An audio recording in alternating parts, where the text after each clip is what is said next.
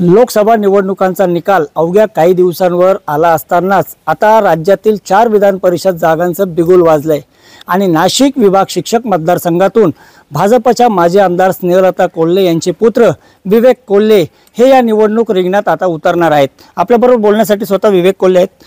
आज तुम्ही उमेदवारी अर्ज दाखल करतायत शिक्षक मतदारसंघातून, काय त्यामागचा उद्देश आहे? उद्देश एकच की या ठिकाणी जे काय प्रलंबित प्रश्न शिक्षकांचे आहे ते सोडवण्याच्या दृष्टीने आपण या निवडणुकीमध्ये उतरावं, अशा अनेक शिक्षकांचे शिक्षक संघटनेची त्या ठिकाणी माझ्याकडे मागणी आली आणि त्या पद्धतीने गेल्या काही दिवसांमध्ये सराव करून 5 जिल्ह्यांमध्ये भेटीगाठी घेऊन प्रत्येक 54 तालुक्यामध्ये त्या ठिकाणी अभ्यास करून प्रत्येकापर्यंत जाऊन मतांतर सगळ्यांचे ऐकून घेऊन या निवडणुकीमध्ये उतरण्याचा निर्णय घेतलेला आहे। तसं पाहिलं तर विधानसभेसाठी तुमच्या नावाची खूप चर्चा होती, ते कोपरगाव मतदारसंघ असेल किंवा राहता मतदारसंघ। ही चर्चा सुरू असताना अचानक विधान परिषदेची निवडणूक का डोक्यात आली? नाही, कुठल्याही विधानसभा किंवा विधान परिषद असं निवडणूक डोक्यात ठेवून काम करत नसतो। समाजकार्याचा वारसा स्वर्गीय आमचे आजोबा शंकररावजी कोल्हे साहेबांपासून आमच्या कुटुंबामध्ये आहे।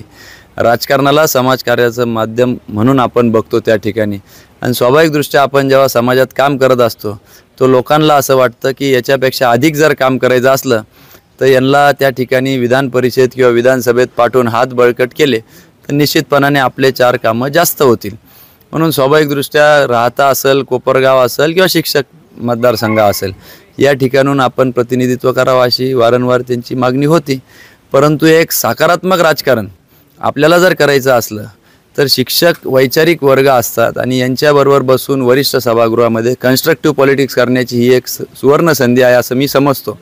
आणि देशाच्या जडणघडणामध्ये, राष्ट्राच्या जडणघडणामध्ये शिक्षक हा महत्त्वाचा घटक आहे असं मानणारा मी एक कार्यकर्ता आहे, आणि म्हणून त्यांच्यासाठी काम करणं म्हणजे हे माझ्या दृष्टीने मला एक संधी आहे आणि माझं भाग्य मी समजतो। गेली अनेक वर्ष तुम्ही भाजपचं काम करतायत, भाजपात सुद्धा सक्रिय आहात। असं असताना अद्याप जागा वाटप झालेला नाही आहे, त्यामुळे तुम्ही भाजपच्या वरिष्ठ नेतृत्वाशी या सगळ्या संदर्भात चर्चा केली आहे का, किंवा त्यांच्याकडे तिकिटाची मागणी करणार आहात का? नाही, मुळात कुठल्या पक्षाकडून निवडणूक लढवावी, मी म्हणतो की हा शिक्षक मतदारसंघामध्ये आपण पक्ष जोडे बाजूला ठेवून याच्याकडे बघितलं पाहिजे।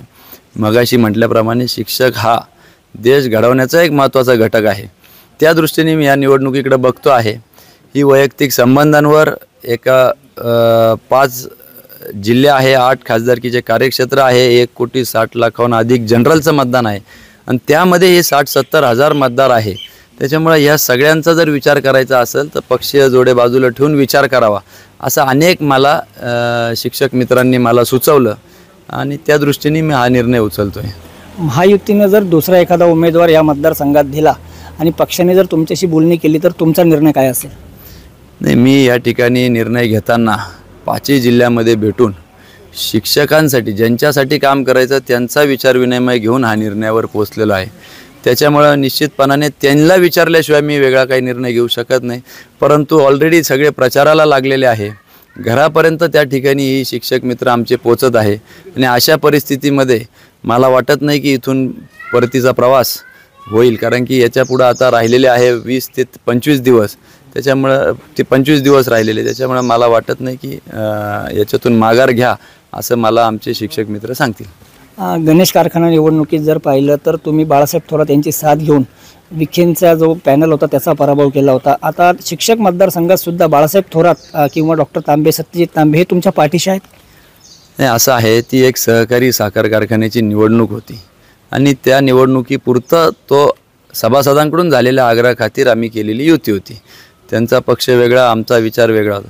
पण निश्चितपणाने 5 जिल्ह्यात फिरल्यावर असं जाणवलं की डॉक्टर सुधीर तांबेंनी या ठिकाणी एक स्टँडर्ड किंवा एक प्रमाण प्रस्थापित केलेलं आहे आणि त्यांचा आदर्श डोळ्यासमोर ठेवून त्या ठिकाणी काम केलं पाहिजे असं अनेकांचं म्हणणं आलं। प्रचंड दांडगा जनसंपर्क आणि अभ्यासपूर्व मांडणी सत्यजित तांबे देखील सभागृहात करत आहे। त्याच्यामुळे निश्चितपणाने हा मतदारसंघ पदवीधर त्यांच्याकडे असल्यामुळं त्यांच्याकडूनही मला बरंचसं शिकण्यासारखं डॉक्टर तांबेंकडून आहे आणि त्या पद्धतीने मी पुढे जाणार आहे। शेवटचा प्रश्न, डॉक्टर राजेंद्र विखे हे सुद्धा या निवडणुकीसाठी इच्छुक आहे, ते सुद्धा उमेदवारी अर्ज दाखल करणार आहेत, त्यामुळे पुन्हा एकदा विखे विरुद्ध कोल्हे असा संघर्ष या मतदारसंघात दिसून येईल? मला वाटत नाही. राजेंद्र विखे पाटील किंवा तात्या आम्ही त्यांना म्हणतो, तात्यांचं वेळोवेळी मार्गदर्शन असतं. मला वाटत नाही. आपल्याच पेपरच्या माध्यमातून मी ऐकलं की ते उभे राहत आहे, पण शेवटी निवडणूक झाली ती निवडणुकीसारखी निवडणूक होईल. हे काय राजकीय पोळी भाजण्यासाठी विखे किंवा कोल्हे असे काही ही निवडणूक नाही.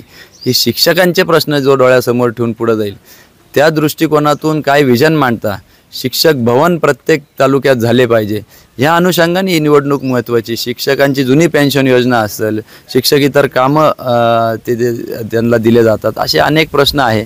या सगळ्या प्रश्न कोण सोडू शकतं, भक्कमपणे सभागृहात मांडू कोण शकतं, या अनुषंगाने शिक्षक निर्णय घेतील. कोल्हे किंवा विखे असं काही मला वाटतं की बघणार नाही आहे निवडणुकीकडं. निश्चितच जर पाहिलं तर आज विवेक कोल्हे हे नाशिक आयुक्त कार्यालयात जाऊन आपला उमेदवारी अर्ज दाखल करतील आणि भविष्यात जरी महायुती किंवा महाविकास आघाडीने उमेदवार दिला तरीसुद्धा आपली उमेदवारी कायम राहील, कारण माझा आत्तापर्यंत अनेक शिक्षकांशी संपर्क झाला आहे आणि मी शिक्षकांसाठी या निवडणूक मैदानात उतरतो हे त्यांनी स्पष्ट केलं आहे. नितीन ओझा, एबीपी माझा, कोपरगाव, अहमदनगर. एबीपी माझा, उघडा डोळे बघा नीट.